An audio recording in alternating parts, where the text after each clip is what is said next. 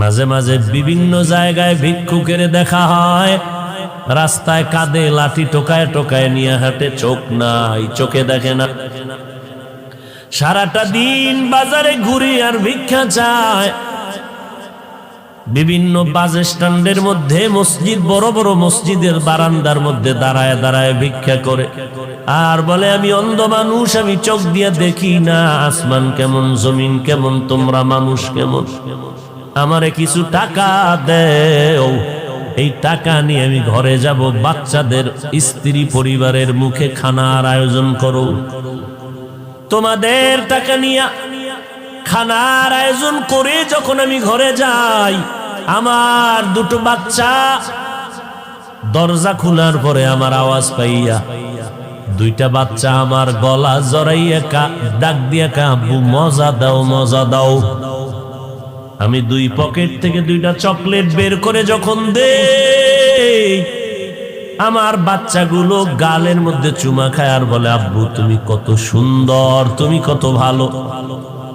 আমি চোখের পানি ছেড়ে কান্দি, ও দয়ার মালিক, আমার বাচ্চাগুলো বলে আমি অনেক সুন্দর, কিন্তু আমার কপাল বড় খারাপ, আমি আজও পর্যন্ত দেখতে পারি না বাচ্চাগুলো আমার কেমন সুন্দর। তুমি আমারে অন্ধ বানাইছো, আল্লাহ তো তোমাকে অন্ধ বানাইতে পারতো, এর নিব খারাপ।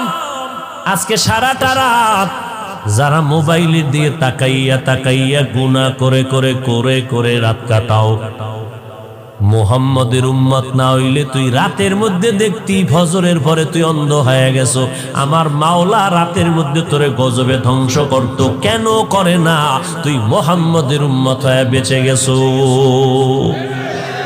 তবে পরকালের জুতার বাড়িরে নিয়েছে, তওবা যদি না করো, লজ্জা না থাকলেই তো করতে পারো যে একবারও যদি চিন্তা করতি, যেই চোখ দিয়া বেগানার দিকে তাকাই, যেই চক্ষু দিয়া আমি গুনার কাজ করি, যেই চক্ষু দিয়া আমি নর্তকীর চেহারা দেখি, আল্লাহ যদি আমারে অন্ধ বানাইতেন আমি কেমনে দেখতাম?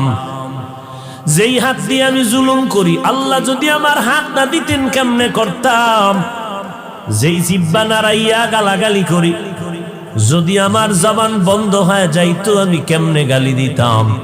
আল্লাহ যদি আমার হাত তার আঙ্গুলগুলো না দিতেন, তাহলে আমি ফেসবুক নামের গজবের পৃষ্ঠায় কেমন করে আলেমের বিরুদ্ধে লিখতাম।